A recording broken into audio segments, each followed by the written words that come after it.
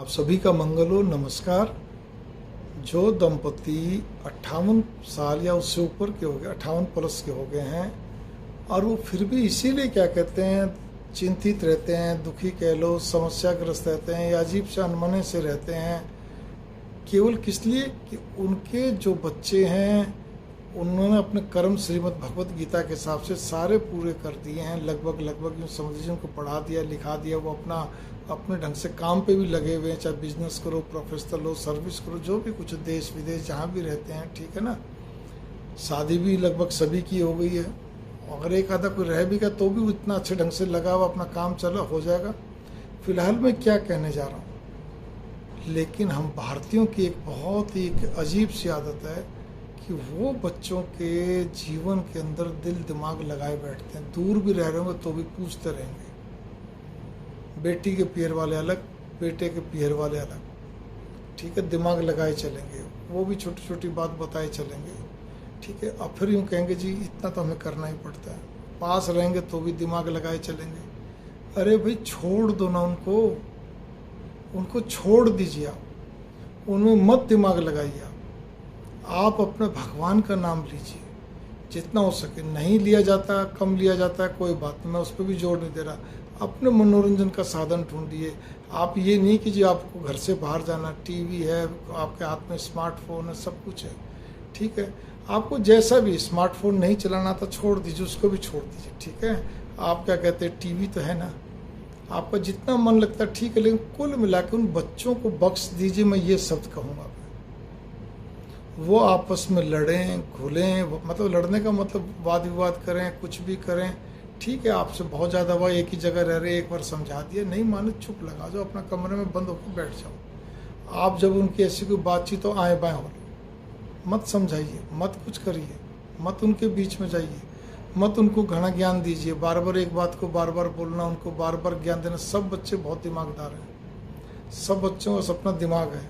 दूर बैठे बच्चों के लिए भी आप क्या कहते हैं एक प्रकार से हेडमास्टर भी बने रहते हैं, घर में तो प्रिंसिपल है ही हैं।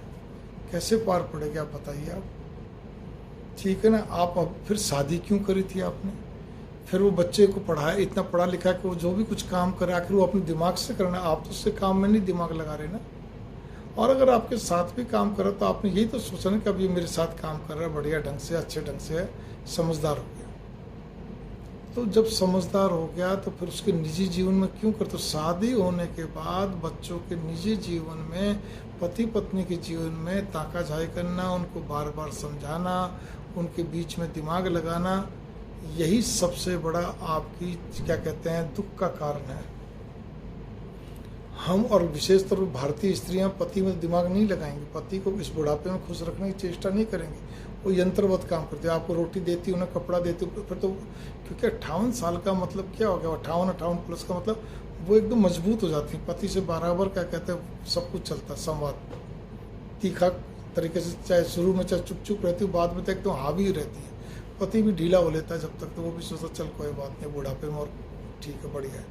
एक देसी अंदाज बता रहा हूँ आपको। लेकिन स्त्री नहीं, वो अपने बहू में पूरा दिमाग लगाएगी, बेटे में पूरा दिमाग लगाएगी। इसको इतना क्यों कम बात करती है, क्यों कम वो करती है, या वो इससे मतलब कुछ ना कुछ दिमाग लगाए चलते। किस लिए करना। आपके पास बेटी है, बेटी दिमाग लगाए तो उसको रोक लो भाई, कह दो मत लगा तेरे भाई भाभी में दिमाग।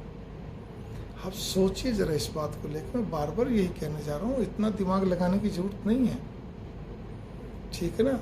अपना भगवान का जाप करो। नहीं भगवान में मन लगता तो अपना खुद का कुछ कोई भी चीज़ देख लो, कर लो, अच्छा रहेगा, बढ़िया रहेगा। टीवी देख लो, स्मार्टफोन देख लो। स्मार्टफोन नहीं चलाना आता तो कोई बात नहीं, जो भी कुछ करना।